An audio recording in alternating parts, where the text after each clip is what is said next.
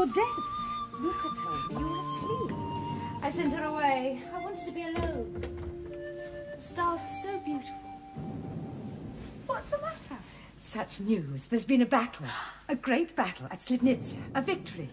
And it was won by Sergius. Oh, Mother. But is Father safe? Of course. He sent me the news. Sergius is the hero of the hour. The idol of the regiment.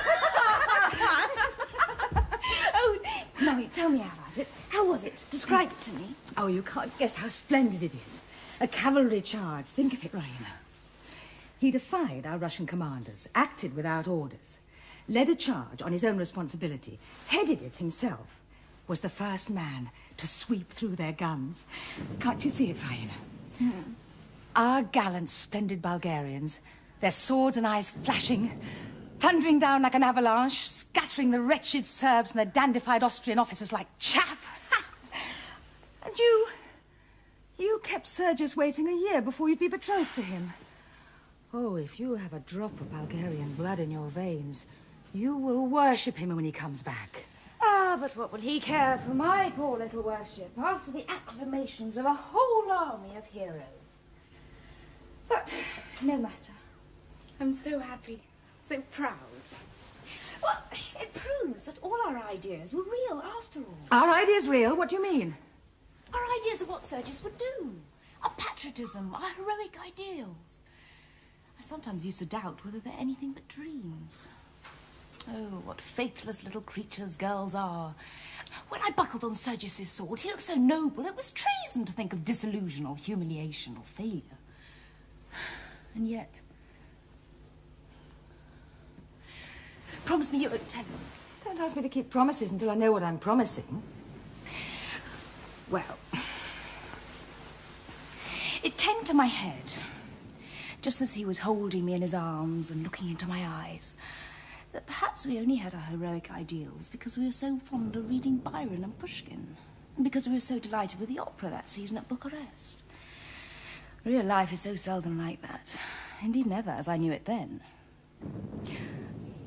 Only think, Mother, I doubted him. I wondered whether all his heroic qualities and his soldiership might not prove mere imagination when he went into real battle.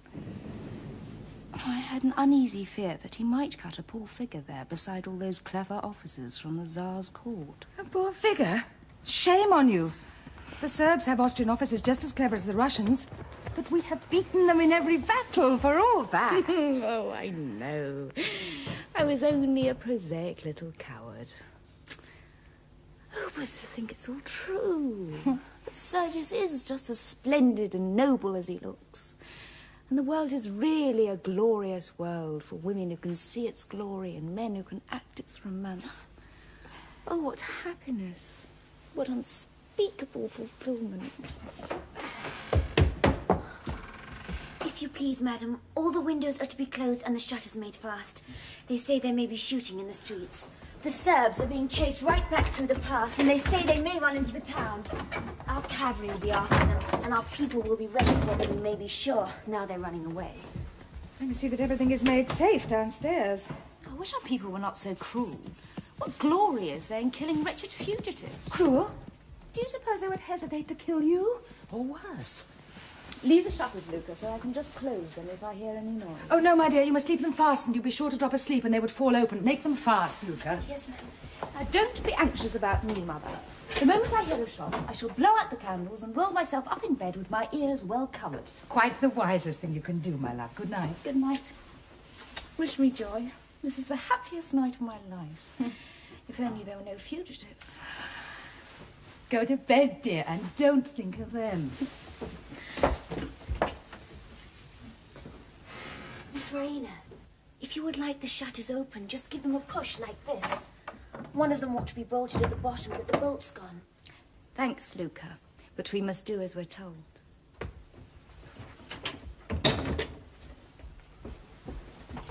Good night. Good night.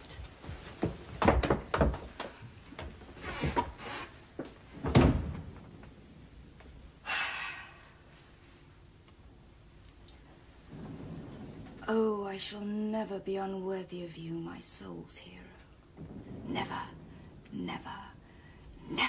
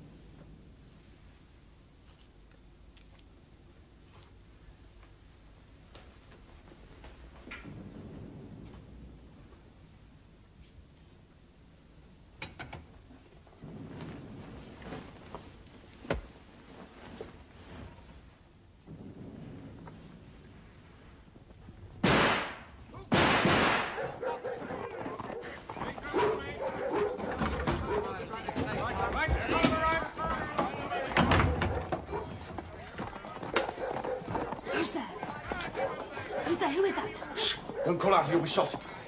Be good and no harm will happen to you. Take care, it's no use trying to run away. But who are you? Remember, if you raise your voice, my revolver will go off. Now strike a light and let me see you. Do you hear?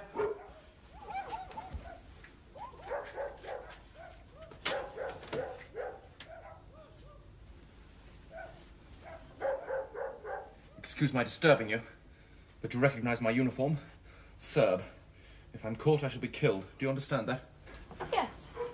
Well, I don't intend to get killed if I can help it. Do you understand that? I suppose not.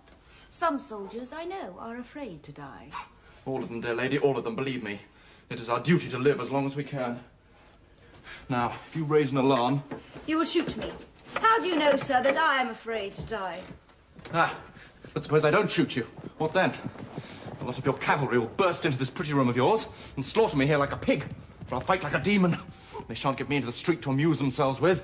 I know what sort they are. Are you prepared to receive that sort of company in your present undress?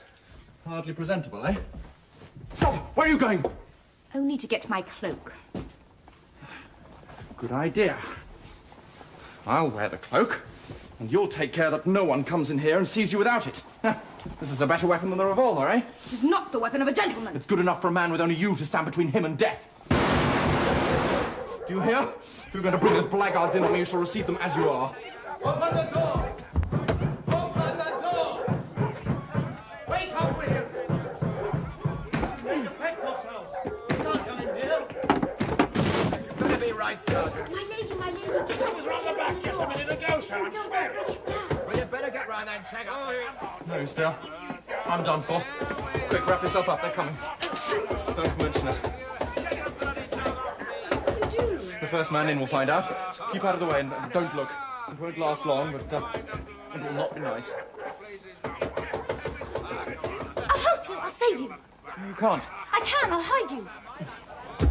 Here, behind the curtains. There's just half a chance if you keep your head. Shh. Remember, 9 soldiers out of 10 are born fools. Oh. If they find me, I promise you a fight. A devil of a fight.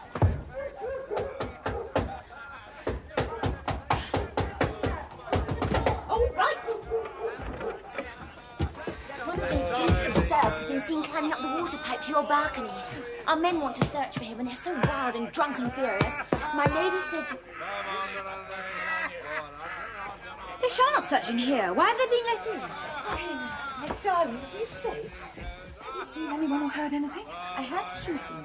Surely the soldiers will not dare come in here. I found a Russian officer, thank heaven. He knows Sergius.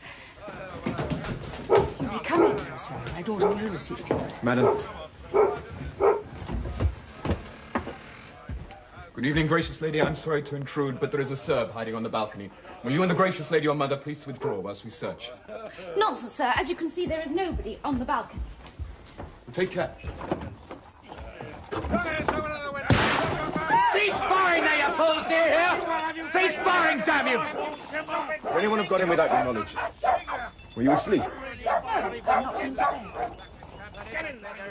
Your neighbours have their heads so full of runaway Serbs that they see them everywhere. Gracious lady, 1,000 pardons. Good night.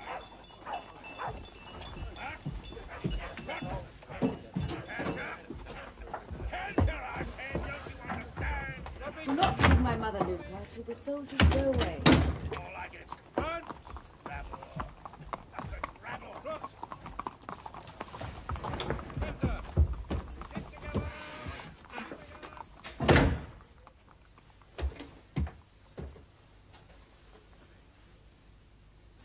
Narrow shave.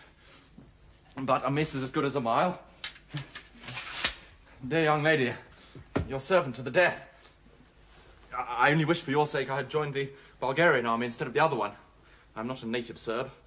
No, you are one of the Austrians who set the Serbs on to rob us of our national liberty and who officer their army for them. We hate them. Austrian? Oh, not I. Don't hate me, dear young lady. I'm a Swiss, fighting merely as a professional soldier. I joined the Serbs because they came first on the road from Switzerland. Be generous, you've beaten us hollow.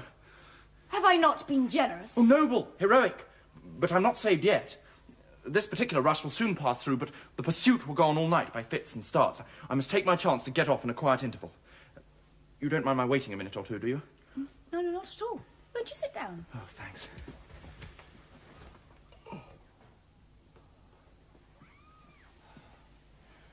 Ah!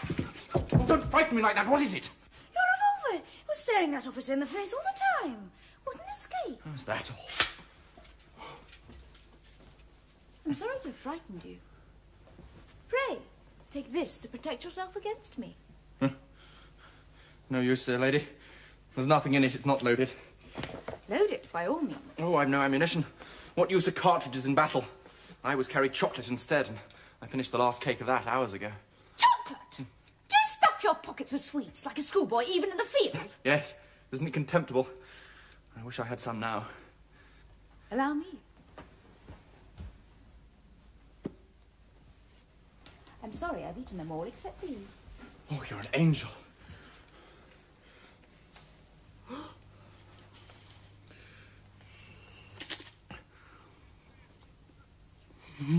Cream, delicious.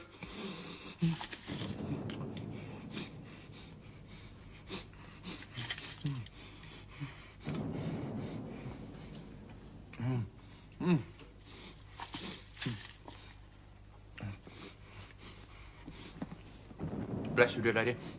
You can always tell an old soldier by the inside of his holsters and cartridge boxes. The young ones carry pistols and cartridges. The old ones grub. Thank you.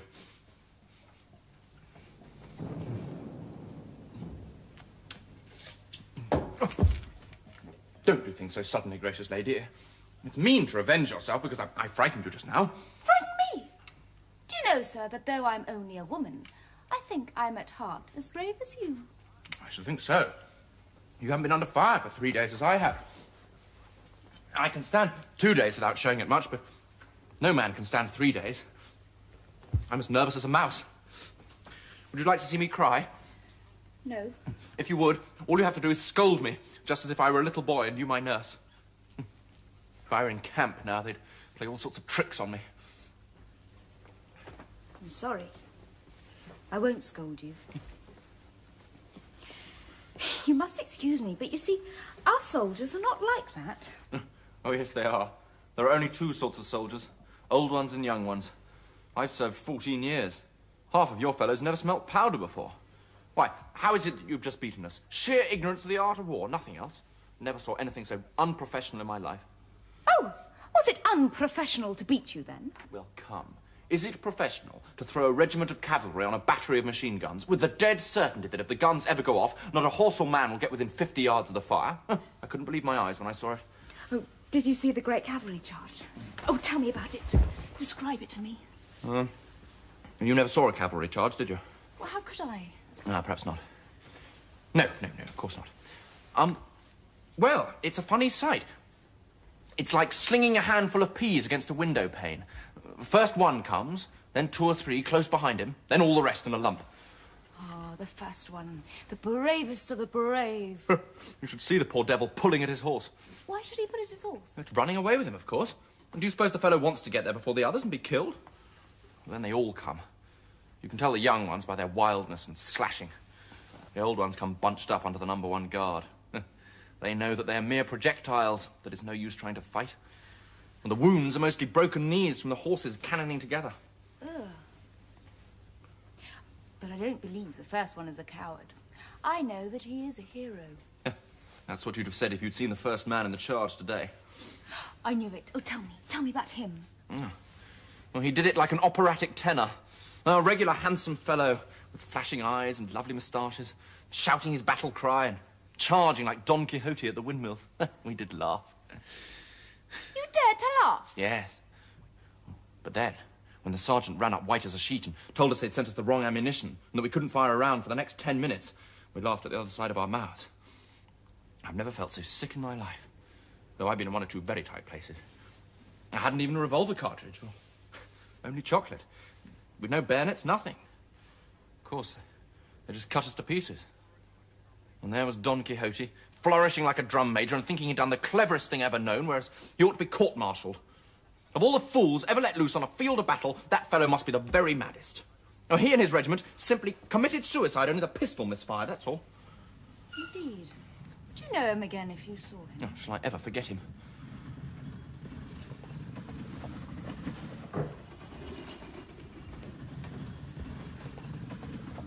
This is the photograph of the gentleman, the patriot and the hero, to whom I am betrothed.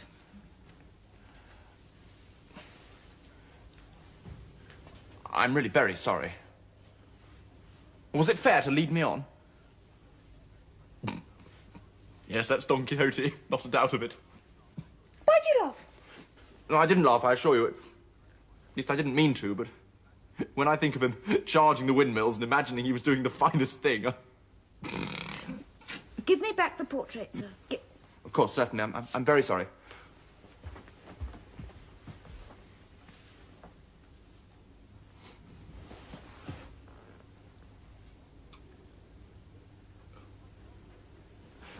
Perhaps I'm quite wrong, you know.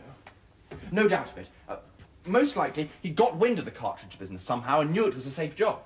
You mean to say that he was a pretender and a coward? You did not dare say that before. It's no use, dear lady. I can't make you see it from the professional... So much the better for you. How? You are my enemy, and you are at my mercy. What would I do if I were a professional soldier? Ah, true, dear lady. You're always right. I know how good you've been to me. To my last hour, I shall remember those 3 chocolate creams. Oh, it was unsoldierly, but it was angelic. Thank you. And now I will do a soldierly thing. You cannot stay here after what you have just said about my future husband. But I will go out onto the balcony to see if it is safe for you to climb down into the street. Down the water pipe? No, stop! Wait! I can't. I daren't. The very thought of it makes me giddy. I came up it fast enough with death behind me, but to face it now in cold blood,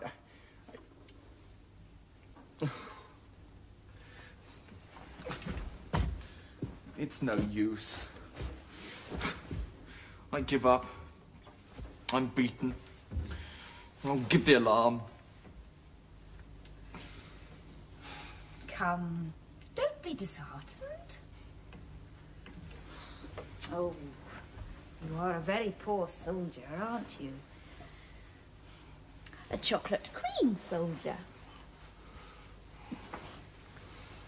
Cheer up. It takes less courage to climb down than to face capture. Remember that. No. Capture only means death.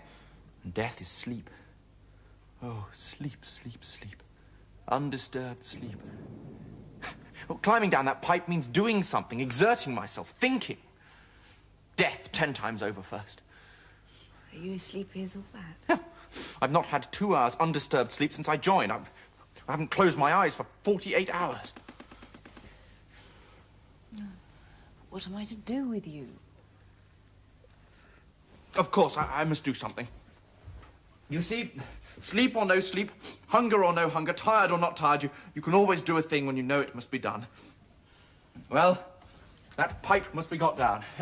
Do you hear that, you chocolate cream soldier? But what if you fall? Oh, I shall sleep as if the stones were a feather bed. Good night. I'll kill you. Doesn't matter. It's all in my day's work. I'm bound to take my chance. Now, do what I tell you. Put out the candle so they shan't see the light when I open the shutters, and keep away from the window, whatever you do. If they see me, they sure to have a shot at me. But they're sure to see you. It's bright moonlight. I'll save you. Oh, how can you be so indifferent? You want me to save you, don't you? I don't want to be troublesome. Oh! I'm not indifferent, dear young lady, I assure you, but how is it to be done? Well, come away from the window. Please!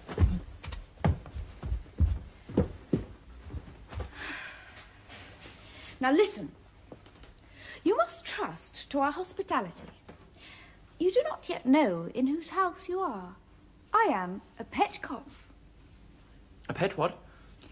I mean to say that I belong to the family of the Petkovs, the richest and the best known in our country. Oh, yes, of course, I beg your pardon.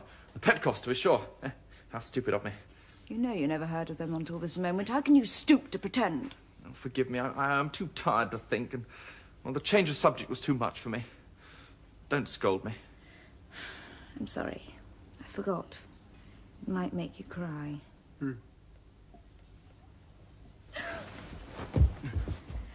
listen. Huh? I must tell you that my father holds the highest position of any Bulgarian in our army. He is a major. A major, bless me, think of that. You showed great ignorance in thinking it necessary to climb up to the balcony, because ours is the only private house with 2 rows of windows. There is a flight of stairs inside to get up and down by. Stairs, how grand. You live in great luxury indeed, dear young lady. Do you know what a library is? A library, a room full of books? We have one. The only one in Bulgaria. Actually, a real library. I should like to see that. I tell you these things to show you that you're not in the house of some ignorant country folk who would kill you the moment they saw your Serbian uniform, but among civilized people. We go to Bucharest every year for the opera season, and I have spent a whole month in Vienna. Oh, I saw that, dear young lady. I saw at once that you knew the world. Have you ever seen the great opera of Ernani? Is that the one with the devil in it in red velvet and a soldier's chorus? No. Oh, then I don't know it.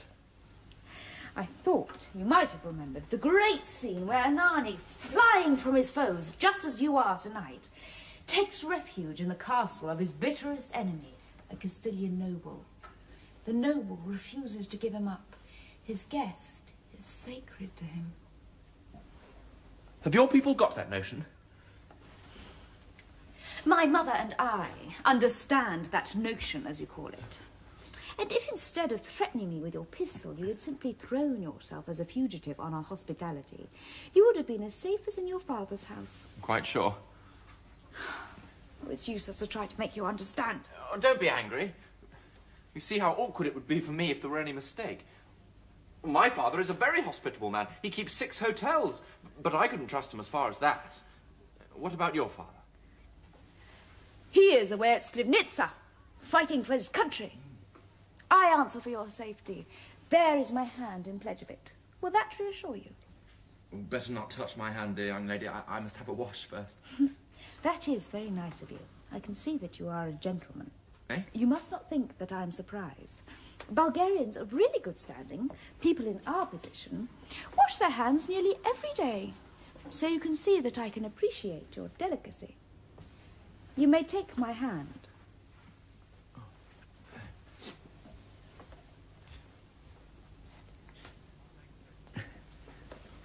Thanks, gracious lady. I feel safe at last. And now, would you mind breaking the news to your mother? I'd better not stay here secretly longer than is necessary. If you'll be so good as to keep perfectly still whilst I'm away. Certainly.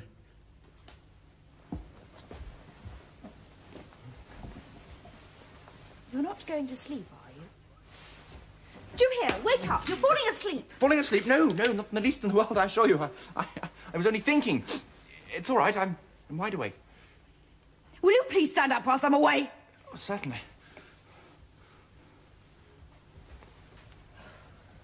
All the time, mind. Certainly. You may depend on me.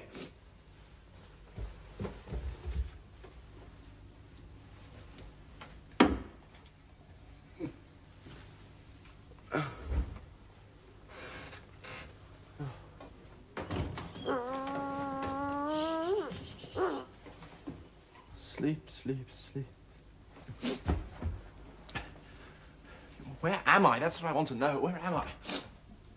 Oh, I must keep awake. Nothing keeps me awake except danger, remember that. Danger, danger. Where's danger? I must find it. Oh, what am I looking for? Sleep? Danger? I don't know. Ah, yes. Now I know. I'm to go to bed, but not to sleep.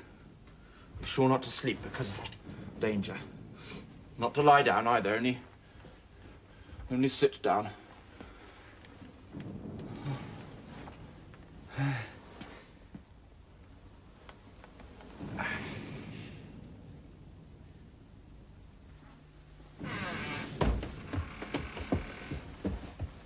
He's gone. I left him here. Here? Then he must have climbed down from it.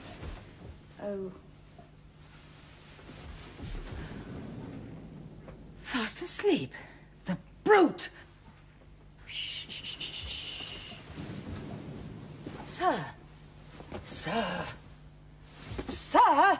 Oh, don't, Mamma. Poor darling's worn out. He didn't sleep. Poor darling.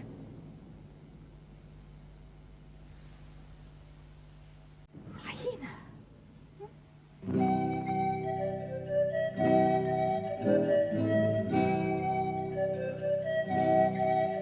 Morning time, Luca. Mend your manners. I know the mistress. She's so grand that she never dreams that any servant could dare be disrespectful to her. If she once suspects that you're defying her, out you go. I do defy her. I will defy her. What do I care for her? If you quarrel with the family, I never can marry you. It's the same as if you quarrel with me. You take her part against me, do you? I shall always be dependent upon the goodwill of the family. When I leave their service and start a shop in Sophia, their custom will be half my capital, and their bad word would ruin me. You have no spirit. I should like to catch them saying a word against me. I should have expected more sense from you, Luca. But you're young, you're young. Yes, and you like me the better for it, don't you? But I know some family secrets they wouldn't care to have told young as I am. Let them quarrel with me if they dare. Do you know what they'd do if they heard you talk like that? What could they do? Discharge you for untruthfulness. Who'd believe any stories you told after that? Who'd give you another situation? Who in this house would dare be seen speaking to you ever again? How long would your father be left on his little farm?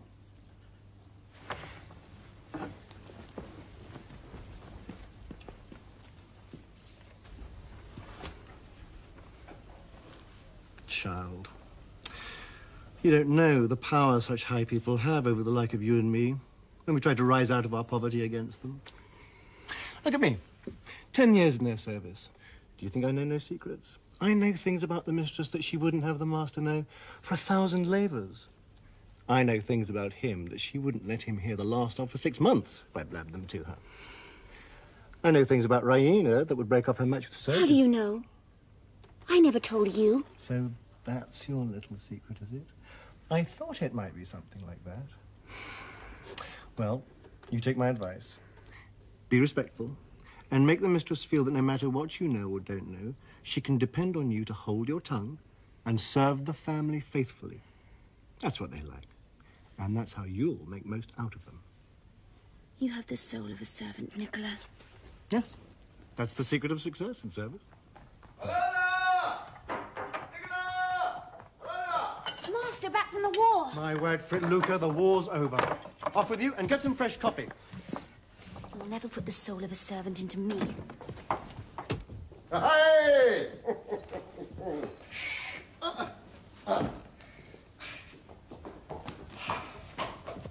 Ah! Breakfast out here, eh? Yes, sir. The mistress and Miss Raina have just gone in. Well, go in. Say I've come. And bring me some fresh coffee. It's coming, sir. Have you told the mistress yet? Yes, she's coming. The Serbs haven't run away with you, have they? No, sir. That's right. You brought me some cognac? Yes, sir. That's right.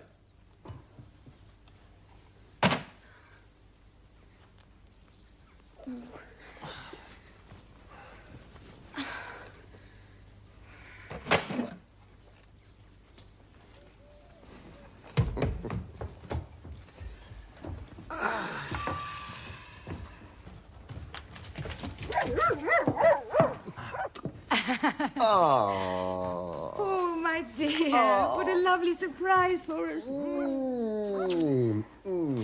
Have they brought you some fresh coffee? Luke has been looking after me. Oh, the war's over. The treaty was signed 3 days ago at Bucharest, and the decree for our army to demobilize was issued yesterday. Paul? Have you let the Austrians force you to make peace? My dear, they didn't consult me. What could I do? Got to make quite sure that the treaty was an honourable one. It declares peace. Peace! But not friendly relations. Remember that. They wanted to put that in, but I insisted on its being struck out. What more could I do? You could have annexed Serbia and made Prince Alexander Emperor of the Balkans. That's what I would have done. I don't doubt that in the least, my dear. But I would have to subdue the whole Austrian Empire first.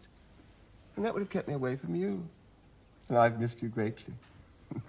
How have you been? Oh, my usual sore throats, that's all. Oh, well, that comes from washing your neck too often. I've often told you so. Nonsense, Paul. I don't believe in going too far with these modern customs. All this washing can't be healthy. I mean, it's not natural. There was an Englishman at Philippopolis who used to wet himself all over with cold water every morning when he got up.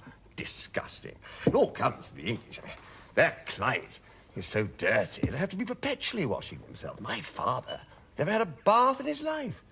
Lived to be 98. Healthiest man in Bulgaria. I don't mind a good wash. Once a week, to keep up my position, but every day, carrying the thing to a ridiculous extreme. Paul, you're a barbarian at heart still. I hope you behaved yourself before all those Russian officers. Oh, I did my best. I took care to show them we have a library. Ah, but you didn't tell them that we had an electric bell in it. I had one put up. It was an electric bell. You touch a button, something tinkles in the kitchen, and Nicola comes up. Why not shout for it? Civilized people don't shout for their servants, Paul. I've learnt that while you were away. Well, I tell you, I've learned something, too. Civilized people don't hang up their washing where visitors can see it. So you better have that put away somewhere else. That's absurd, Paul. I don't believe really refined people notice such things. Nicola! There's Sergius. Nicola! Don't shout, Paul. It really isn't nice. Bosh! Nicola! Yes, sir. Are you deaf? Can't you hear, Major Serrano? Yes, Major. You must talk to him, my dear, until my Ina takes him off my hands. He bores my life out about not promoting him. Over my head, if you please. He'll have to get a promotion when he marries Raina. Besides, the country should insist upon having at least one native general. Yes? So they can throw away whole brigades instead of regiments. It's no use, my dear. He hasn't the slightest chance of promotion until we're quite sure that the peace will be a lasting one. Major Sergius Serrano. Whoa there, my old warrior. Ah!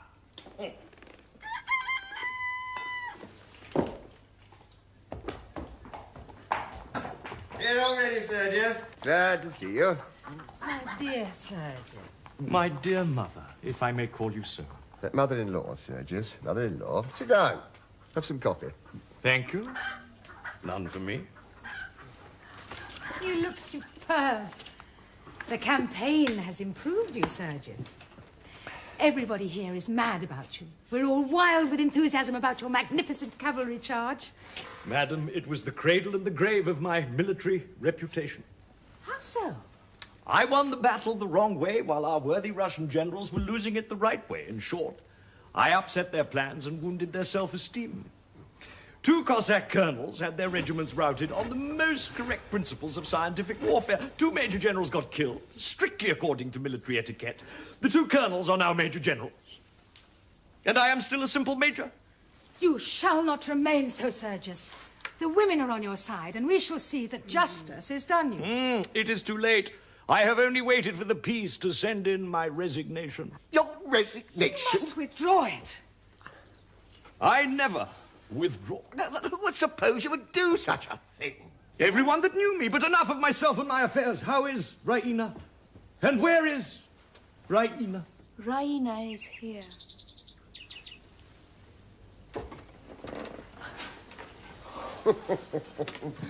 Pretty, isn't it? She always appears at the right moment. Yes, she listens for it. It's an abominable habit.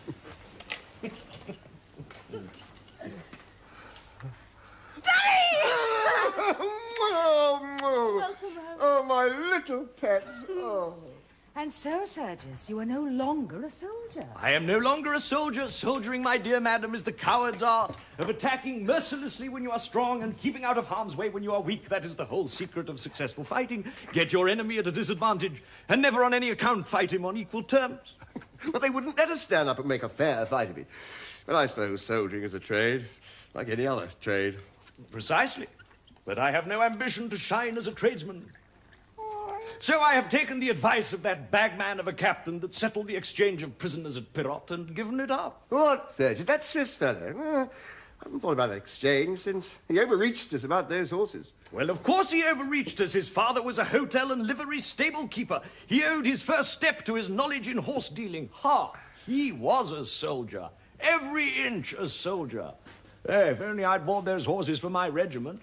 Instead of foolishly leading it into danger, I should have been a field marshal now. Swiss?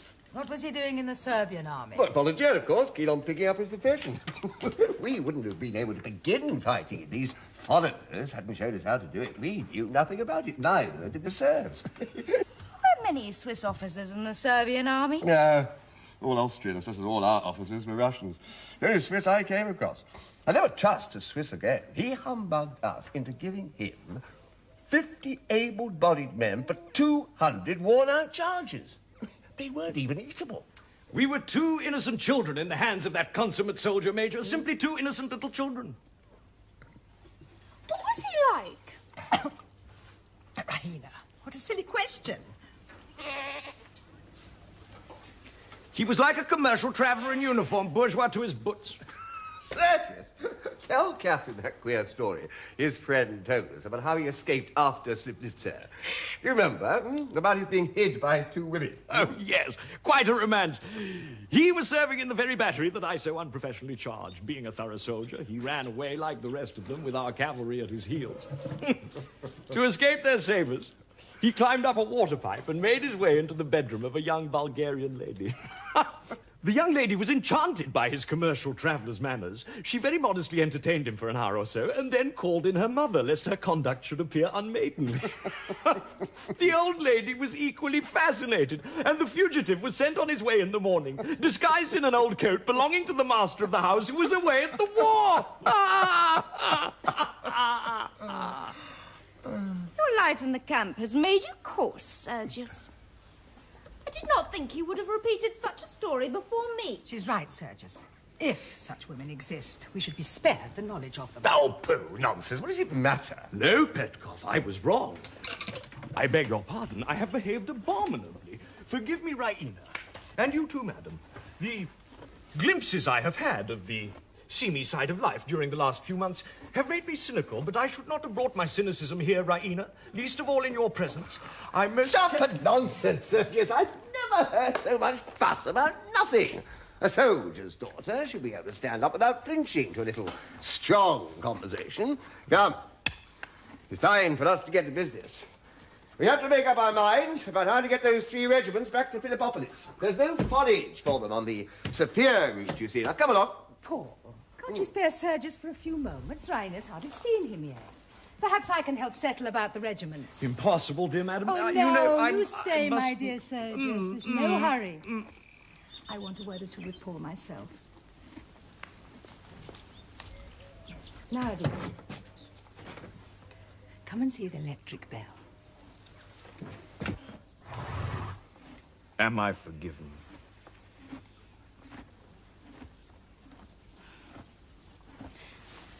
My hero, My king. My queen.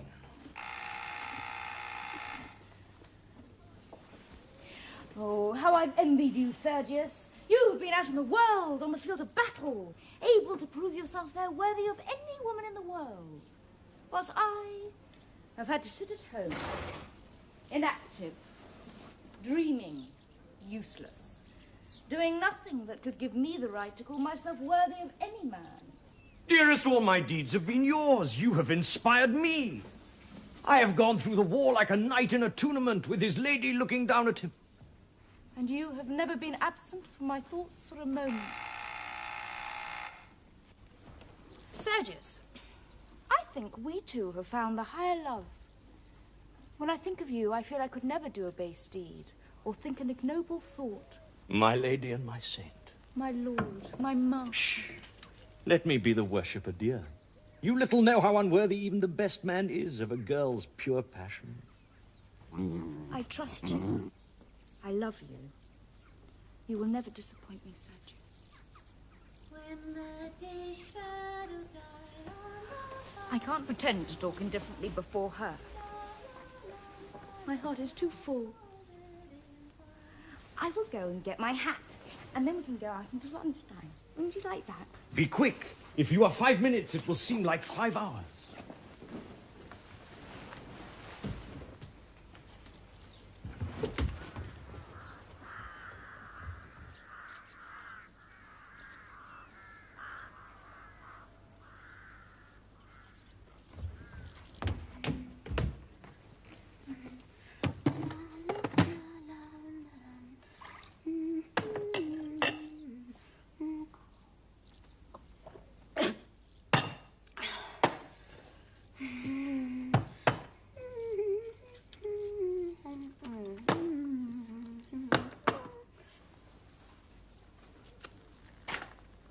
Luca, do you know what the higher love is? No, sir. Very fatiguing thing to keep up for any length of time, Luca. One feels the need of some relief after it. Perhaps you would like some coffee, sir. Thank you, Luca. Oh, sir, you know I didn't mean that. I'm surprised at you. I'm surprised at myself, Luca. What would Sergius, the hero of Slivnitsa, say if he saw me now? What would Sergius, the apostle of the higher love, say if he saw me now? What would the half-dozen Sergiuses that keep popping in and out of this handsome figure of mine say if he caught us here? Do you consider this figure handsome, Luca? Let me go, sir. I shall be disgraced. Oh, will you let go? No! Then stand back where we can't be seen. Have you no common sense? Ah, that's reasonable. I may have been seen from the windows. Miss Ryan is sure to be spying about after you. Take care, Luca. I may be worthless enough to betray the higher love, but do not you insult it. Not for the world, sir, I'm sure. May I go on with my work, please, now? You are a provoking little witch, Luca. If you were in love with me, would you spy out of windows on me? Well, you see, sir, since you say you are half a dozen different gentlemen all at once, I should have a great deal to look after. Witty as well as pretty. No! I don't want your kisses. Gentlefolk are all alike. You making love to me behind Miss Ryaner's back. She doing the same behind yours. Luca! It shows how little you really care. If our conversation is to continue, Luca, you will please remember that a gentleman does not discuss the conduct of the lady he is engaged to with her maid. It's so hard to know what a gentleman considers right. I thought by your trying to kiss me that you'd given up being so particular. Devil! Devil! I expect one of the 6 of you is very like me, sir. Though I'm only Miss Ryaner's maid. Which one of the 6 is the real man? That's the question that torments me. One of them is a hero, another a buffoon, another a humbug, another perhaps a bit of a blackguard. And one at least is a coward. Jealous, like all cowards. Luca. Yes. Who is my rival? You shall never get that out of me for love or money. Why? Never mind why. Besides, you would tell that I told you and I should lose my place. No, on the honor of... On the honor of a man capable of behaving as I have been behaving for the last 5 minutes. Who is he? I don't know. I never saw him. I only heard his voice through the door of her room. Damnation, how dare you! Oh, I mean no harm. You've no right to take up my words like that. The mistress knows all about it. And I tell you, if that gentleman ever comes here again, Miss Raina will marry him whether he likes it or not. I know the difference between the sort of manner you and she put on before one another and the real manner. Now listen you to me! Not so tight, you're hurting me. That doesn't matter. You have stained my honor by making me a party to your eavesdropping, and you have betrayed your mistress. Please! That shows you are an abominable little clod of common clay with the soul of a servant. You know how to hurt with your tongue as well as with your hands. But I don't care. Now I've found out that whatever clay I'm made of, you're made of the same. As for her, she's a liar, and her fine airs are a cheat, and I'm worth 6 of her.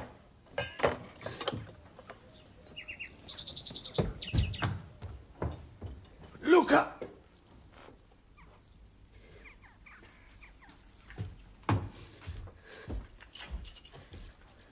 A gentleman has no right to hurt a woman under any circumstances. I beg your pardon. That sort of apology may satisfy a lady. Of what use is it to a servant? Ah. You wish to be paid for the hurt? I want my hurt made well. How?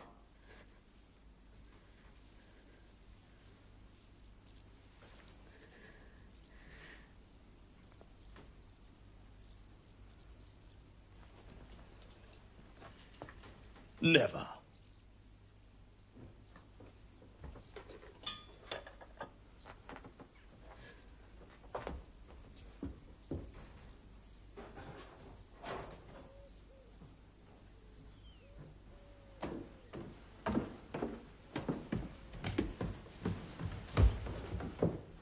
I'm ready.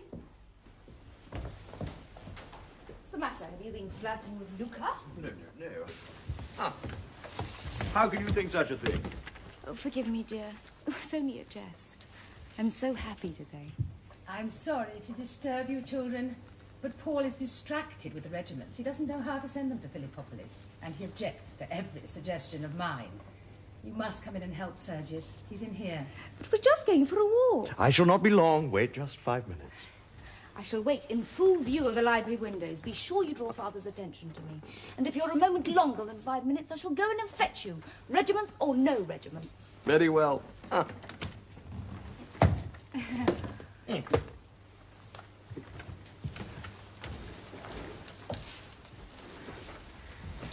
Imagine them meeting that Swiss and him telling them the whole story. The very first thing your father asked for was the old coat we sent him off in. A nice mess you've got us into. A little beast. Little beast? What little beast? To go and tell. Oh, if I had him here, I'd cram him with chocolate cream so he couldn't ever speak again. Don't talk such stuff. Tell me the truth, Raina. How long was he in your room before you came for me? Oh, I forget. You cannot forget. Did he really climb up after the soldiers were gone, or was he there when the officers searched the room? No. Well, yes. I think he must have been there then. You think? Oh, Raina. Is anything ever straightforward with you? If Sergius is to find out, it will be all over between you. Oh, I know Sergius is your pet. I sometimes wish you could marry him instead of me. You would just suit him.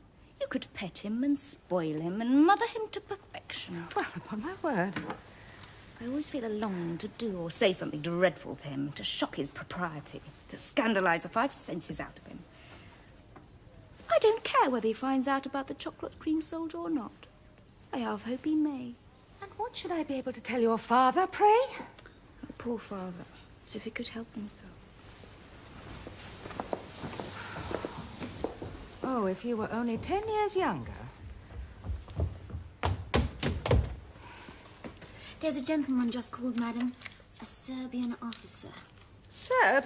And how dare he... I forgot. We're at peace now. I suppose we shall have them calling every day to pay their compliments. Well, if he's an officer, why don't you tell your master? He's in the library with Major Saranov. Why'd you come to me? But he asked for you, madam. And I don't think he knows who you are. He said the lady of the house. He gave me this little ticket for you. Captain Blunchley? That's a German name. Swiss, madam. Swiss? What's he like? He has a big carpet bag, madam.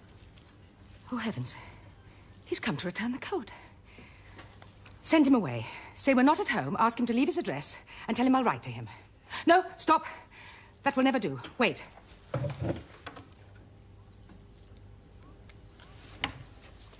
The master and Major Saranov are busy in the library, aren't they?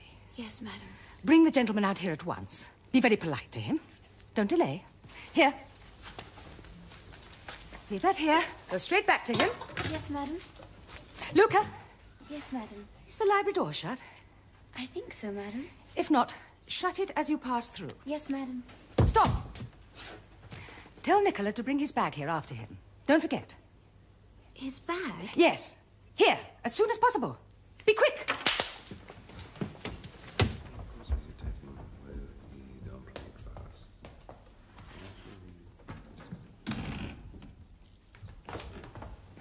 How can a man be such a fool? Such a moment to select.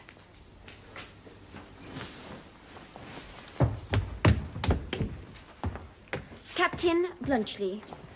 Ah, Captain Blunchley. I am very glad to see you. But you must leave this house at once. My husband and my future son-in-law have just returned. They know nothing. If they did, the consequences would be terrible. You are a foreigner. You do not feel our national animosities as we do. We still hate the Serbs. The effect of the peace on my husband has been to make him feel like a lion, balked of his prey. If he were to discover our secret, he would never forgive me, and my daughter's life would hardly be safe. Will you, as the chivalrous gentleman and soldier that you are, please leave this house at once before he finds you here? At once, gracious lady. I only came to thank you and to return the coat you lent me. If you will allow me to take it out of my bag and leave it with your servant as I pass out, I need detain you no further. Oh, you cannot think of going that way out.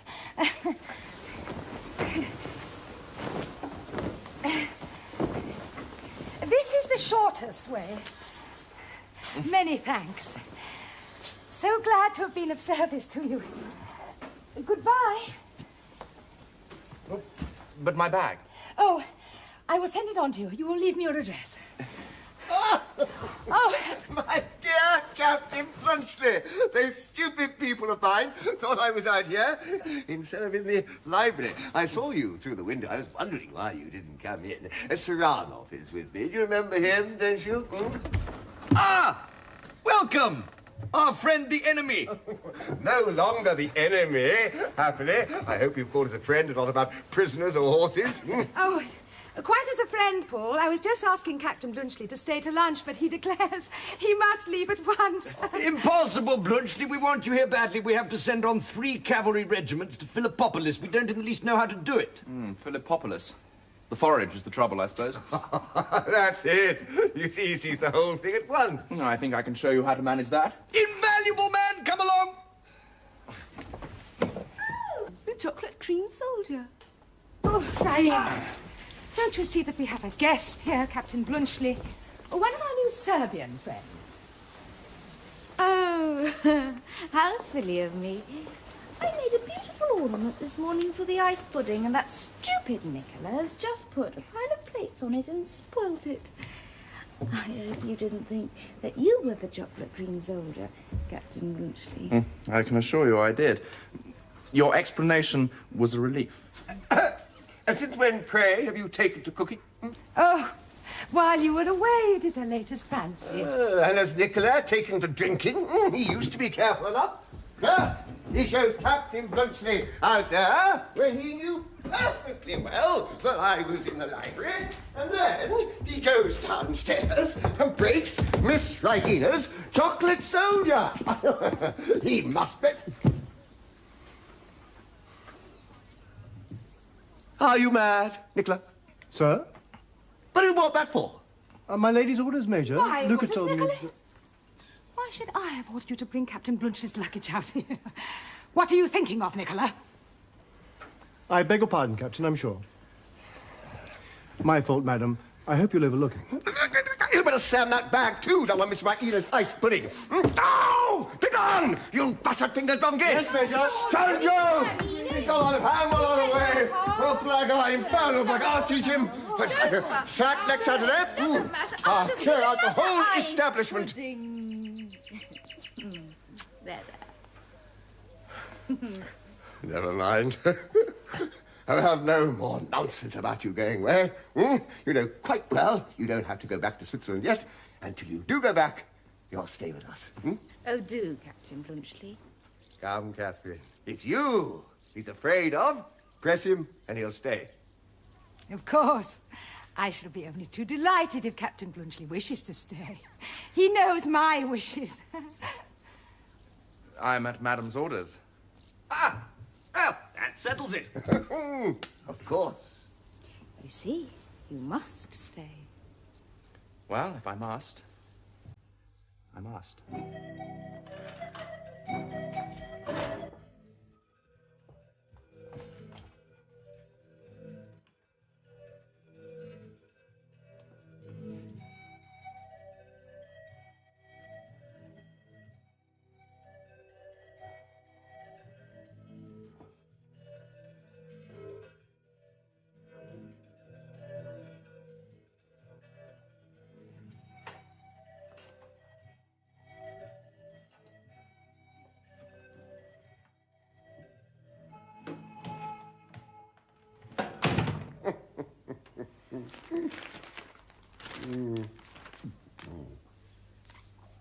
You sure I can't help it anyway, Blunchley? Quite sure, thank you, Major. Sir Ronoff and I will manage it. Yes, we'll manage it. He finds out what to do, draws up the orders, and I sign them. Division of labor. Another one. Thank you. This hand is more accustomed to the sword than to the pen. It's very good of you, Blunchley. It is indeed to let yourself be put upon in this way. Sure I can do nothing. You can stop interrupting, Paul. Eh? Oh, quite right, my love. Quite right. You haven't been campaigning, my dear. You don't know how pleasant it is for us to sit here after a good lunch with nothing to do but enjoy ourselves. One thing I want to make me thoroughly comfortable. What is that? My old coat. I don't feel at home in this one. I feel as if I was on parade. Oh, my dear Paul, how absurd you are about that old coat. It must be in the blue closet where you left it hanging up. I tell you, I've looked there. Am I to believe my own eyes or not?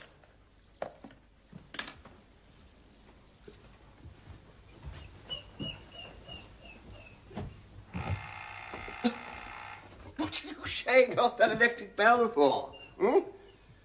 My dear, if you think the obstinacy of your sex can make a coat out of Raina's dressing gown, and you're waterproof and my mackintosh, you're mistaken. And that's exactly what the blue closet contains at present. Nicola, would you go to the blue closet and fetch your master's old coat? You know, the braided one he wears in the house? Yes, madam.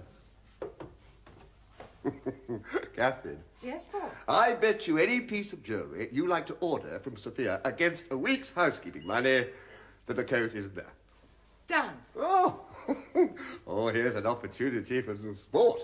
You'll bet on it. Blunchley, I'll give you 6 to 1. It would be robbing you, Major. Madam is sure to be right. Well said, Switzer. Major, I bet you my best charger against an Arab mare for Raina that Nicola finds the coat in the blue closet. Your best... Don't be foolish, Paul. An Arabian mare will cost you 50,000 livres. Really, Mother, if you're going to take the jewellery, I don't see why you should grudge me my Arab. Where was it, Nicola? Hanging in the blue closet, madam. Well, I'm... I could have sworn it wasn't there. Age is beginning to tell on me. I'm getting hallucinations. Here, let me change. Excuse me, Blunchley. Sergius, don't forget, I didn't take that bet of yours. You better give that Arab steed to Raina, since you aroused her expectations. Hey, Raina? Hmm? Dreaming, as usual. Assuredly, she shall not be the loser. Oh, so much the better for her. I shan't come off so cheaply, I expect. Oh, I feel at home at last. That's the last order. What? Finished? Finished. Are you, you sure you've got nothing for me to sign? Not necessary. His signature will do. I call a thundering good day's work. Now, are you sure I can do nothing more?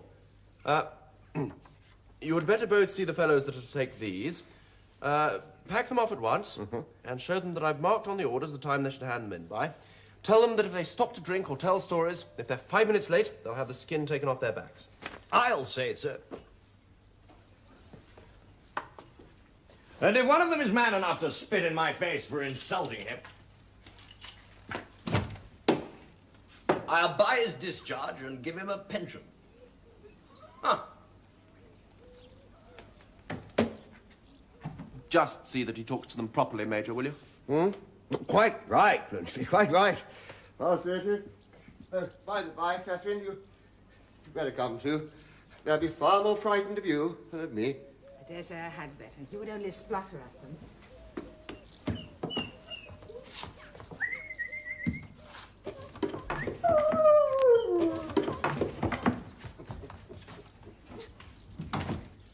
What an army. They make cannons out of cherry trees, and the officers sent for their wives to keep discipline.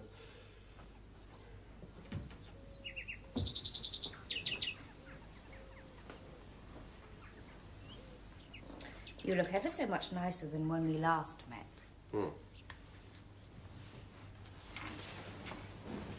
What have you done to yourself?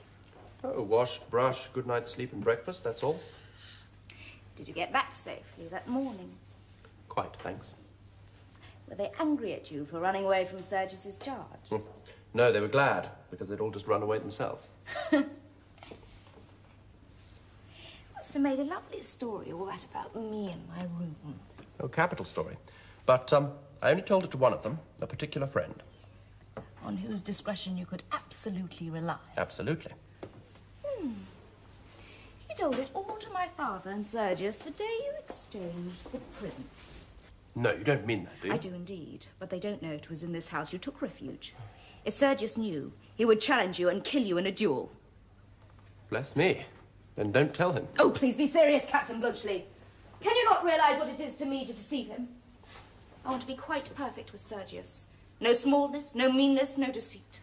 My relation to him is the one really beautiful and noble part of my life. I hope you can understand that. You mean you wouldn't like him to find out that the story about the ice pudding was a... Oh, don't talk of it in that flippant way. I lied. I know it. But I did it to save your life. He would have killed you. That was the second time I ever uttered a falsehood. Do you remember the first time? No. Was I present? Yes, when I told the officer that was searching for you that you were not present. True. I should have remembered it. Ah, it is natural that you should forget it first. It cost you nothing. It cost me a lie. A lie. My dear young lady, don't let this worry you. Remember, I'm a soldier. Now, what are the two things that happen to a soldier so often that he comes to think nothing of them? One is hearing people tell lies. The other is getting his life saved in all sorts of ways by all sorts of people. And so he becomes a creature incapable of faith and gratitude. Do you like gratitude? I don't. If pity is akin to love, then gratitude is akin to the other thing. Gratitude? If you are incapable of gratitude, you are incapable of any noble sentiment. Even animals are grateful. Oh, I see now exactly what you think of me. You were not surprised to hear me lie. To you, it was probably something I did every day, every hour. That is how men think of women. There was reason in everything. You said you'd only told 2 lies in your whole life. Dear young lady, isn't that rather a short allowance? I'm quite a straightforward man myself, but it wouldn't last me a whole morning. Do you know, sir, that you are insulting me? I can't help it. When you strike that noble attitude and speak in that thrilling voice, I admire you, but I find it impossible to believe a single word you say. Captain Blunchley! Yes? Do you mean what you said just now? Do you know what you said just now? I do. I?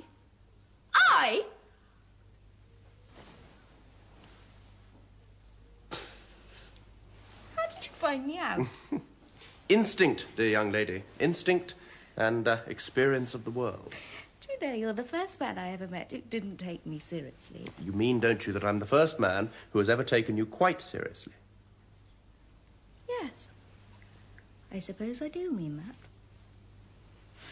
How strange it is to be talked to in such a way. You know, I've always gone on like that. You mean the... I mean the noble attitude and the thrilling voice. Well, I did it as a tiny child to my nurse. She believed in it. I do it before my parents. They believe in it. I do it before Sergius. He believes in it. Yes, he's a little in that line himself, isn't he? Oh, do you think so? Oh, you know him better than I do. I wonder, is he? If I thought that. Ah, well, what does it matter? I suppose now you've found me out, you'll despise me. Oh, no. My dear young lady, no, 1,000 times no. It's part of your youth, part of your charm. I'm like all the rest of them. The nurse, your parents, Sergius. I'm your infatuated admirer. Really? Hunt aufs Herz, really and truly. But what did you think of me for giving you my portrait? Your portrait? You never gave me your portrait. You mean to say you never got it? No. When did you send it to me? I did not send it to you. It was in the pocket of that coat. Oh, I never found it. It must be there still. There still? For my father to find the first time he puts his hand in his pocket? Oh, how can you be so stupid? Well, it doesn't matter. I suppose it's only a photograph. How can he tell who it was intended for? Tell him he put it there himself. Oh, yes, that is so clever, isn't it?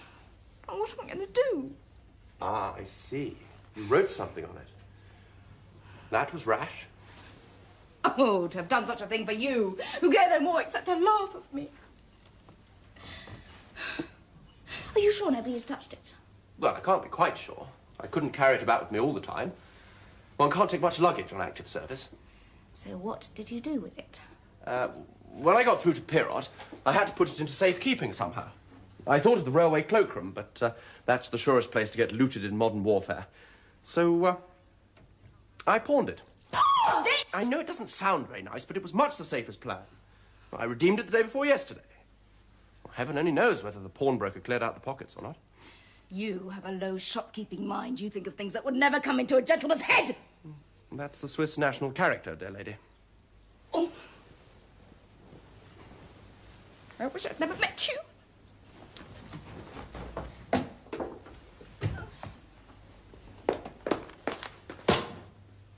For you. The messenger's waiting. Will you excuse me? The last postal delivery that reached me was 3 weeks ago. These are the subsequent accumulations. 4 telegrams a week old.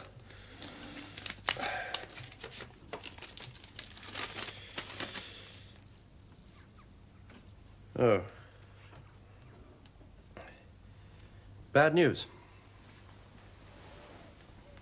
Bad news? My father's dead. Oh, how very sad. Yes. I shall have to start for home within the hour. He has left a lot of big hotels behind him to be looked after. Here's a whacking letter from the family solicitor. Great heavens. 200, 400, 4,000. 9,600. Oh, what am I to do with them all? 9,000 hotels? Oh, no. Nonsense. If only you knew. Oh, it's too ridiculous. Will you excuse me? I must give my fellow orders about leaving.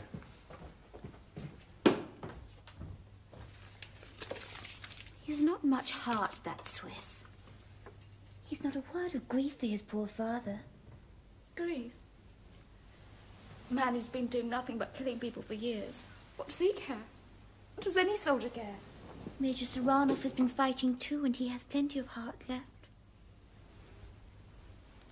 I thought you wouldn't get much feeling out of your soldier. I've been trying all the afternoon to get a minute alone with you, my girl. Why, what fashion is that of wearing your sleeve, child? My own fashion. Indeed. If the mistress catches you, she'll talk to you. Is that any reason why you should take it on yourself to talk to me? Come, don't be so contrary with me. I have some good news for you. See? 20 labours. Sergius gave me that. Out of pure swagger. Fool and his money soon parted. And there, 10 labours more. The Swiss gave me that for backing up the mistress's and Raina's lies about him. He's no fool, he isn't. Oh, you should have heard old Catherine downstairs, as polite as you please to me, telling me not to mind the Major being a little impatient, as they knew what a good servant I was, after making a fool and a liar of me before them all.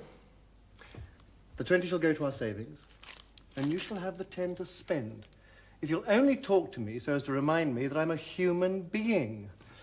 I get tired of being a servant occasionally. Yes. Sell your manhood for 30 lavers and buy me for 10. Keep your money. You were born to be a servant. I was not. When you set up your shop, you will only be everybody's servant instead of somebody's servant. Ah, wait till you see. We shall have our evenings to ourselves, and I shall be master in my own house, I promise you. You shall never be master in mine.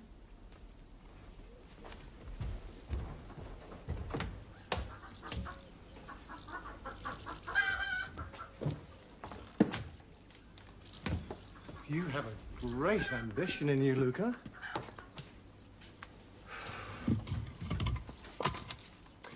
Remember, if any luck comes to you, it was I that made a woman of you. You? Yes, me. Who was it made you give up wearing a couple of pounds of false hair on your head and reddening your lips and cheeks like any other Bulgarian girl? I did. Who taught you to trim your nails, keep your hands clean, be dainty about yourself, like a fine Russian lady? Me. Do you hear that? Me. I've often thought that if Raina were out of the way, and you just a little less of a fool, and Sergius just a bit more of one, you might come to be one of my grandest customers, instead of only being my wife and costing me money. I believe you would rather be my servant than my husband. You would make more out of me. Oh, I know that soul of yours. Never you mind my soul. But just listen to my advice. If you want to be a lady, your present behaviour to me won't do at all. Unless when we're alone. It's too sharp and impudent.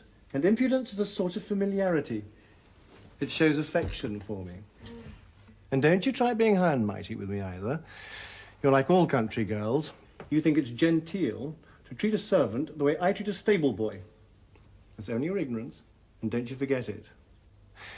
And don't be so ready to defy everybody.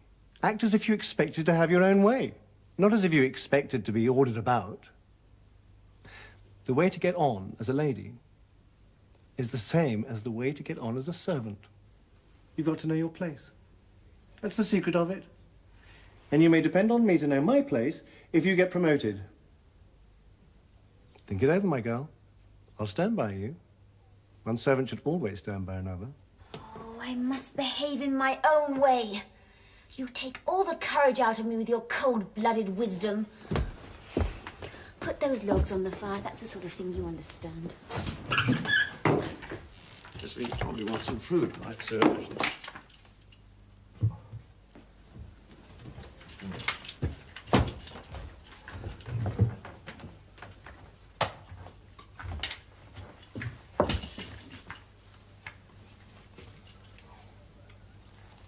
I'm not in the way of your work, I hope. Oh, no, sir. Thank you kindly. I was only speaking to this foolish girl about her habit of running up here to the library whenever she gets the chance to look at the books. It's the worst of her education, sir. It gives her habits above her station. Make that table tidy, Luca, for the Major.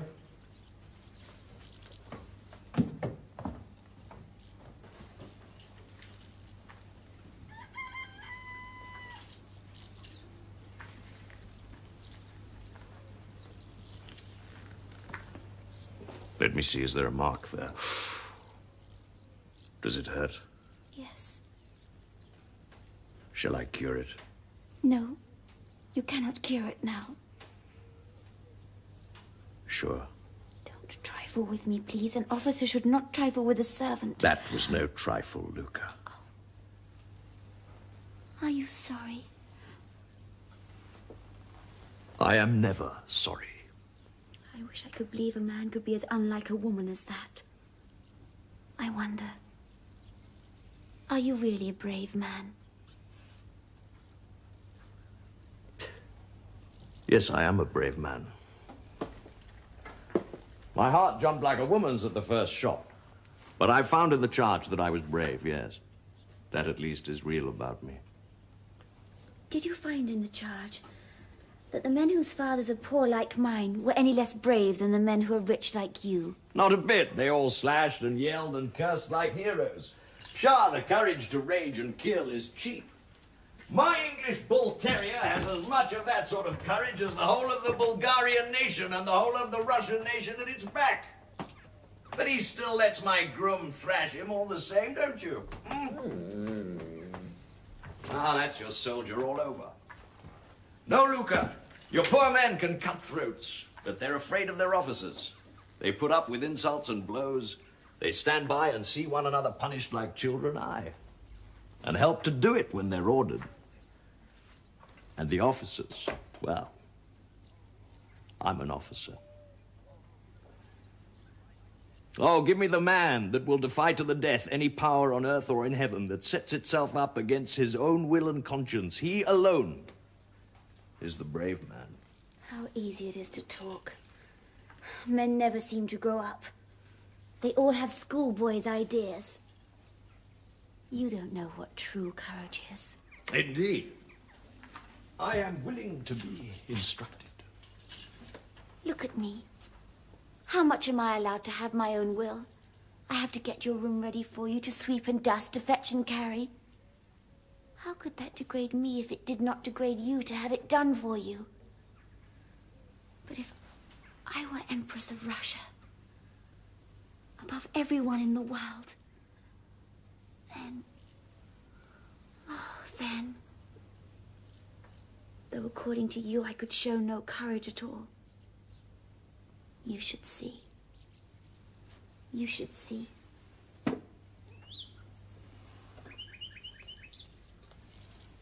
What would you do, most noble Empress? I would marry the man I loved, which no other queen in Europe would have the courage to do. If I loved you, though you would be as far beneath me as I am beneath you, I would dare to be the equal of my inferior. Would you dare as much if you loved me? No. If you felt the beginnings of love for me, you would not let it grow. You would not dare. You would marry a rich man's daughter because you would be afraid of what people would say to you. You lie! It is not so by all the stars. If I loved you and I were the Tsar himself, I would place you on the throne by my side. Oh.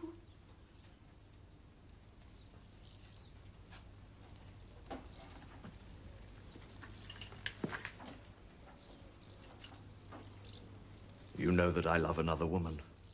A woman as high above you as heaven is above earth, and you are jealous of her. I have no reason to be. She will never marry you now. The man I told you of has come back. She will marry the Swiss. The Swiss? A man worth 10 of you. Then you can come to me and I will refuse you. You're not good enough for me.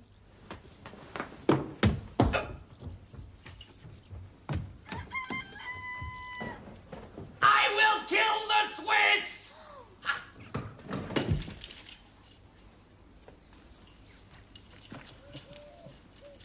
And afterwards I will do as I please with you. The Swiss will kill you, perhaps. He has beaten you in love. He may beat you in war. Do you think I believe that she whose worst thoughts are higher than your best ones is capable of trifling with another man behind my back? Do you think she would believe the Swiss if you told her now that I am in your arms? Damnation, oh damnation! Mockery, oh mockery! Everywhere, everything I think is mocked by everything I do! Coward, liar, fool! Shall I kill myself like a man or live and pretend to laugh at myself?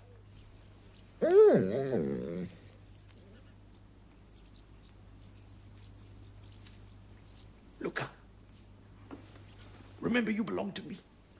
What does that mean? An insult? It means that you love me. And I have had you here in my arms, and perhaps will have you there again, whether that is an insult.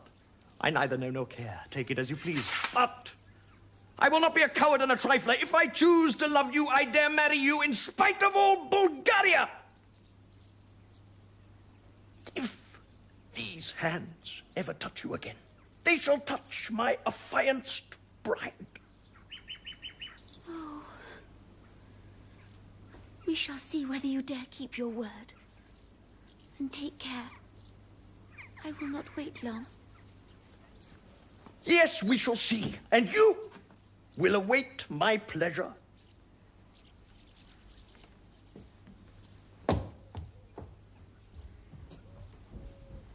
Afternoon, Luca.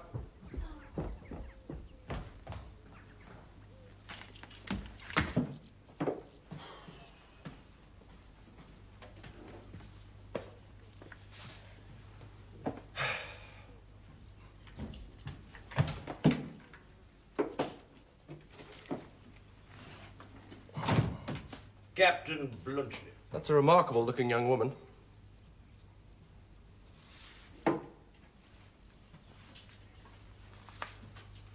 Captain Blunchley, you have deceived me. You are my rival. I brook no rivals.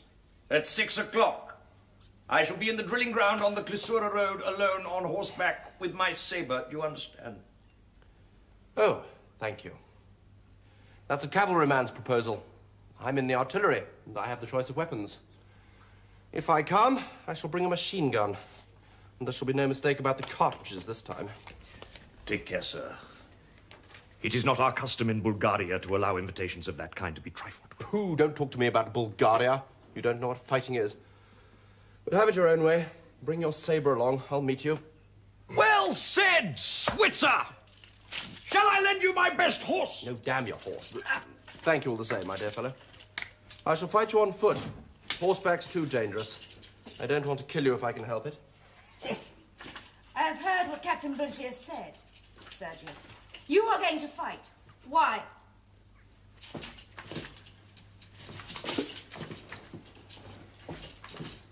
What about? I don't know. He hasn't told me. Better not interfere, dear young lady. No harm will be done. I've often acted as a sword instructor. He won't be able to touch me, and I'll not hurt him. Ha! It will save explanations. In the morning, I shall be off home, and you'll never see me or hear of me again. You and he will then make it up and live happily ever after.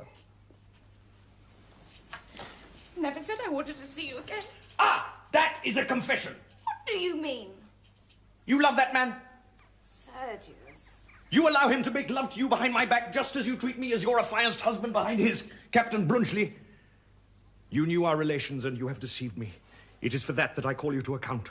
Not for having received favors that I never enjoyed. Stuff nonsense. I've received no favors. Why, the young lady doesn't even know whether I'm married or not. Oh, are you? You see? The young lady's concerned, Captain Blunchley. Denial is useless. You have enjoyed the privilege of being received in her own room late at night. Yes, you blockhead. She received me with a pistol at her head. Your cavalry were at my heels. I'd have blown out her brains if she'd uttered a cry. Blunchley! Raina, is this true? Oh, how dare you! How dare you! Apologize, man, apologize. I never apologize! This is the doing of that friend of yours, Captain Blunchley. It is he who's been spreading this horrible story about me. No, he's dead, burnt alive. Burnt alive? Shot in the hip in a wood yard and couldn't crawl out. Your fellow's shells set the timber on fire and burnt him, with half a dozen other poor devils in the same predicament. How horrible. Ha! And how ridiculous! Oh, war, the dream of patriots and heroes. A fraud, Blunchley. A hollow sham, like love. Like love? You dare say that before me? Come, Saranoff, that matter is explained. A hollow sham, I say.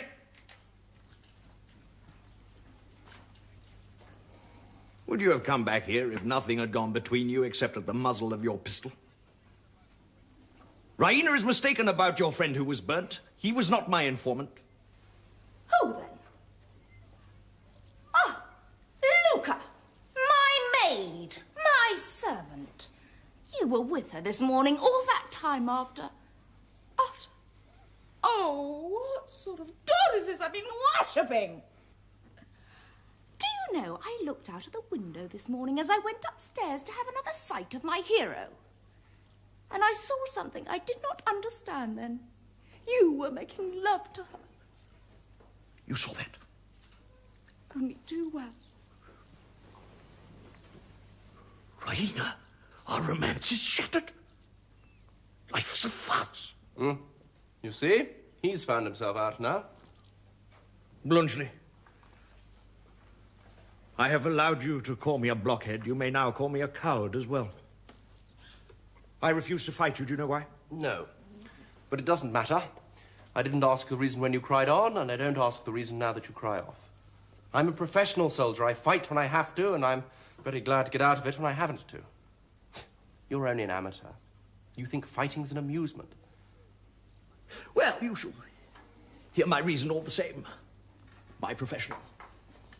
The real reason is, it takes two men, real men. Men of heart and blood and honor to make a genuine combat. I could no more fight with you than make love to an ugly woman. You've got no magnetism. You're not a man. You're a machine. Quite true. Quite true. I always was that sort of fellow. I'm really very sorry. But now that you've found out that life isn't a farce, but something quite sensible and serious, well, what further obstacle is there to your happiness? You are very solicitous about my happiness and his. Have you forgotten his new love, Luca? It is not you he must fight now, but his rival, Nicola. Rival? Yes, do you not know that they're engaged? Nicola? Our fresh abysses opening? Nicola! Yes. A shocking sacrifice, isn't it? Such beauty, such intellect, such modesty, wasted on a middle-aged servant man. Oh, really, Sergius, you cannot stand by and allow such a thing. It would be unworthy of your chivalry. Viper! Viper! Viper! Okay, Saranov, you're getting the worst of this. Do you realise what this man has done, Captain Blunchley? He has set that girl as a spy on us, and her reward is that he makes love to her. False! Monstrous! Monstrous! Do you deny that she told you about Captain Blunchley being in my room? No, but I... Do you deny that you were making love to her when she told you? No, but I tell you... It is unnecessary to tell us anything more. That is quite enough for us. I told you were getting the worst of it, Saranov. Tiger! Cat! Do you hear this man calling me names, Captain Blunchley? What else can he do, dear lady? He must defend himself somehow. Come now, don't quarrel. What good does it do?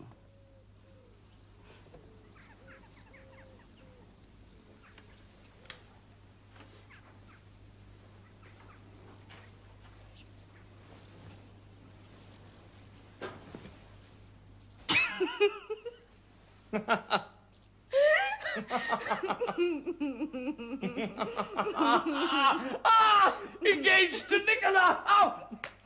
Well, Blunchley, you were right to treat this huge imposture of a world coolly. I dare say you think us a couple of grown-up babies, don't you? He does! Swiss civilization, nurse-tending Bulgarian barbarism. Eh, Blunchley? Not at all, I assure you. I'm just very glad to get you two quieted. There. Now, let's be friendly and talk this over in a pleasant sort of way. Where is this other young lady? Listening at the door, probably. I will prove that at least, is a calumny.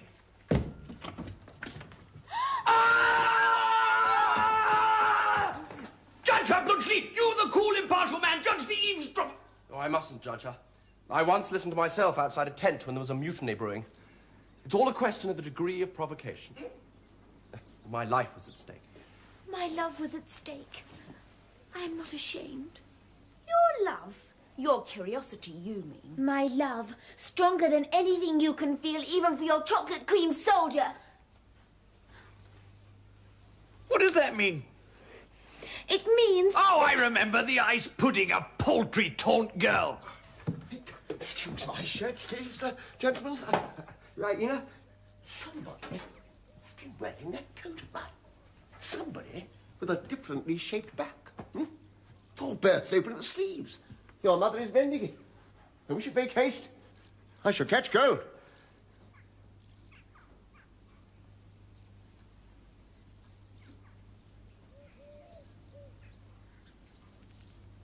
Anything the matter? No. No. Nothing. Nothing. Oh, that's all right.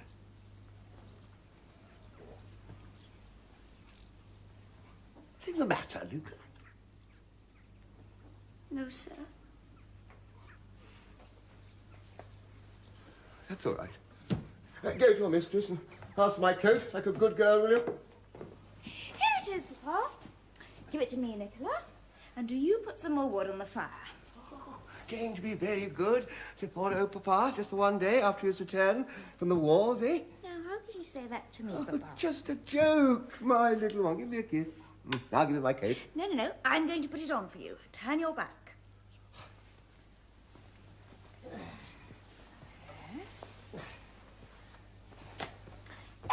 Comfortable, dear?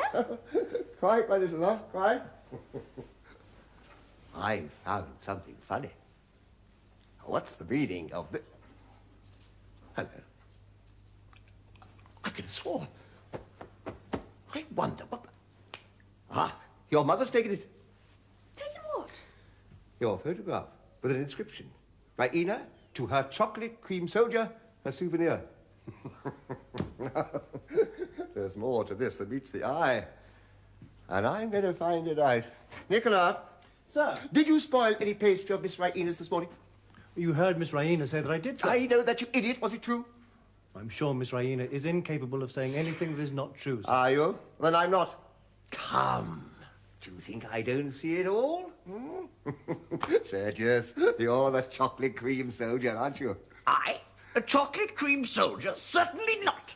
Not? Do you mean Raina sends things like that to other men?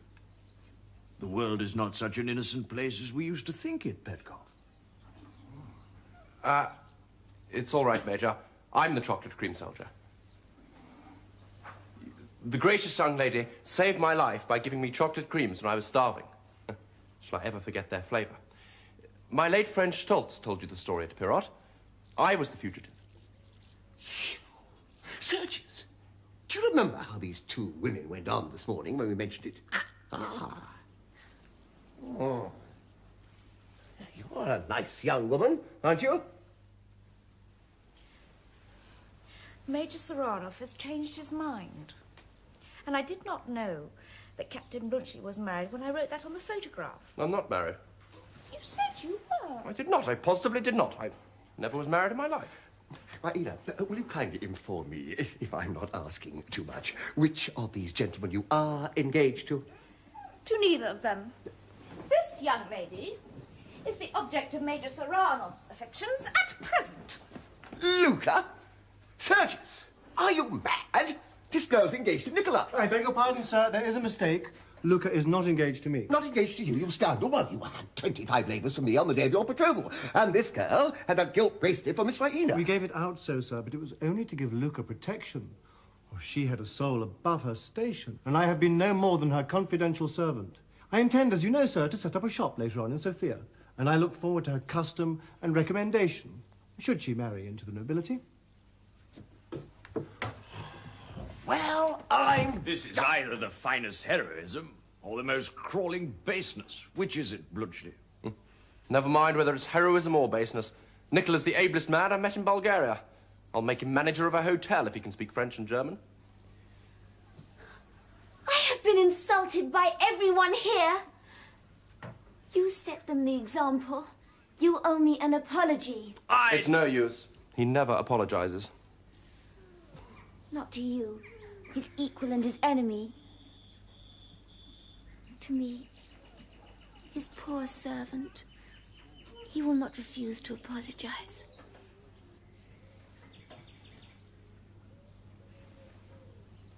You're right.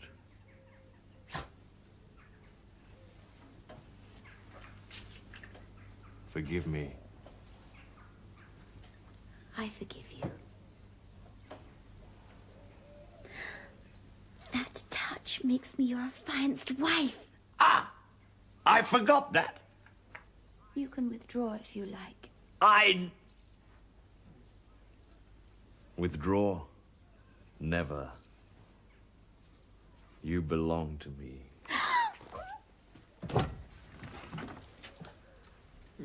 What does this mean? It would appear, my dear, that Sergius is going to marry Luca instead of Raina. No, don't blame me. I've nothing to do with it. Marry Luca? Sergius, you are bound by your word to us. Nothing binds me. Saranov, your hand, my congratulations. These heroics of yours have their practical side, after all. Gracious young lady, the best wishes of a good Republican.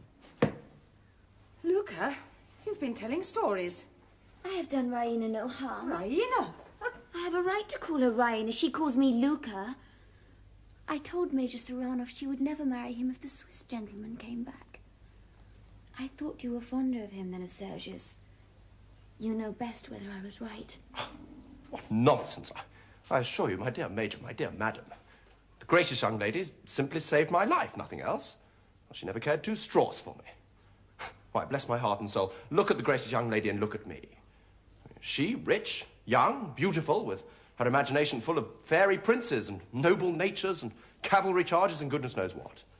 And I, a commonplace Swiss soldier who hardly knows what a decent life is after 15 years of barracks and battles. A vagabond. A man who has spoiled all his chances in life through an incurably romantic disposition. Excuse me, Bluntschli. What did you say had spoiled your chances in life? An incurably romantic disposition. I ran away from home twice when I was a boy. I went into the army instead of into my father's business. I climbed the balcony of this house when any other man of sense would have dived into the nearest cellar. I came sneaking back here to take another look at the young lady when any other man my age would have sent the coat back. My coat? Yes, that's the coat I mean. Would have sent the coat back and gone quietly home. Do you suppose that I'm the sort of fellow a young girl falls in love with? Why, look at our ages. I'm 34. I don't suppose the young lady is much over 17. All that adventure, which was life or death to me, was only a schoolgirl's game to her. Chocolate creams and hide-and-seek. Here's the proof.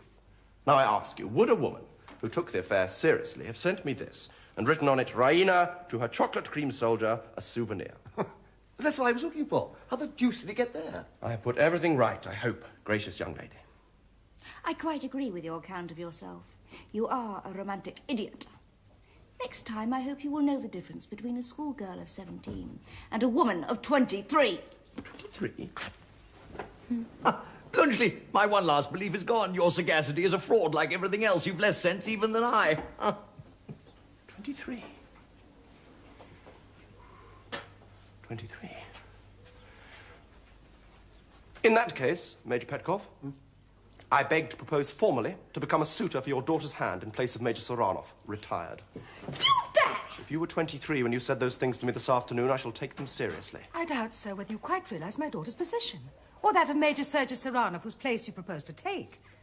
The Petkovs and the Saranovs are known as the richest and most important families in the country. Our position is almost historical. We can go back for 20 years. Never mind all that, Catherine. We'd be only too happy. I can only question your position, but hang it all, you know. Raina is accustomed to a very comfortable establishment. I mean, Sergius has 20 horses. But who wants 20 horses? We're not going to keep a circus. My daughter, sir, is accustomed to a first-rate stable. Oh, shh, Mother, you're making me ridiculous. Oh, well, if it comes to a question of establishment, here goes. How many horses did you say? 20, noble Switzer. I have 200 horses. How many carriages? 3. I have 70. 24 of them will take 12 inside, besides 2 on the box, not counting the driver and conductor. How many tablecloths have you? Well, how the deuce should I know? Have you 4,000? No. I have. I have 9,600 pairs of sheets and blankets with 2,400 eider-down quilts. I have 10,000 knives and forks and the same quantity of dessert spoons. I have 6 palatial establishments besides 2 livery stables, a tea gardens and a private house. I have 4 medals for distinguished services. I have the rank of an officer and the standing of a gentleman, and I have 3 native languages. Show me any man in Bulgaria who can offer as much.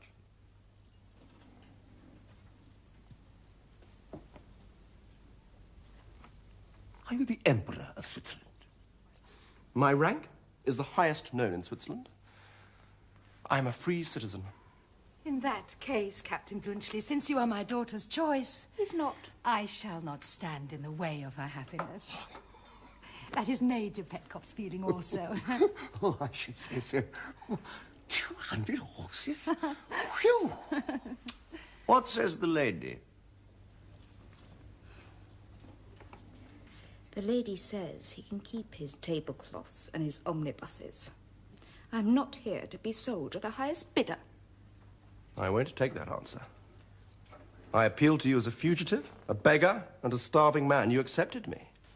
You gave me your hand to kiss, your bed to sleep in, and your roof to shelter me. I did not give them to the Emperor of Switzerland. That's just what I say. Now, tell us whom you did give them to.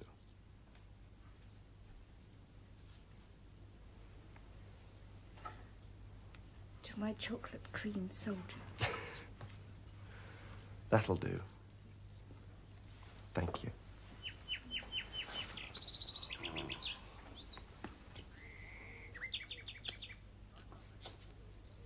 Time's up, Major. You've managed those regiments so well, you're sure to be asked to get rid of some of the infantry of the Timok division. Send them home by way of Lom Palanka. Saranov, don't get married until I come back. I shall be here punctually at 5 in the evening on Tuesday fortnight. Gracious ladies, good evening.